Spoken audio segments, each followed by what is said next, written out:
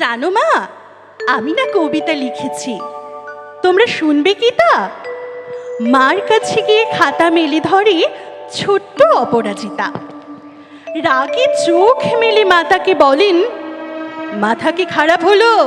ছাইপার সব না লিখে বরং অঙ্কের খাতা খোলো। মুখ ভার করে খুঁটি খুঁটি পায়ে গেল সে বাবার কাছে। কবিতা লিখেছি। ও বাবা, তোমার দেখার সময় আছে? মুখটি না তুলে বললেন বাবা, কবিতা লিখেছ? বেশ, পড়ব তো বটে, আগে খবরের কাগজটা করি শেষ। অগত্যা গেল দিদিটির কাছে।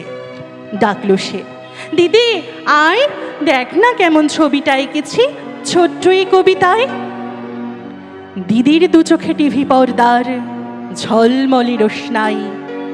বলল, কবিতা তুই লিখেছিস? কবিতা না, ওটা ছাই। অপরাজিতার চোখ ছলো ছলো, বুকে কান্নার ঢেউ।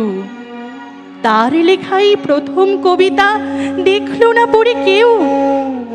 একা ঘরে বসে সামনে তাকালো মালাতে সাজানো ছবি। স্নিগ্ধ দু চোখে রয়েছেন চেয়ে সহজ পাঠির কবি।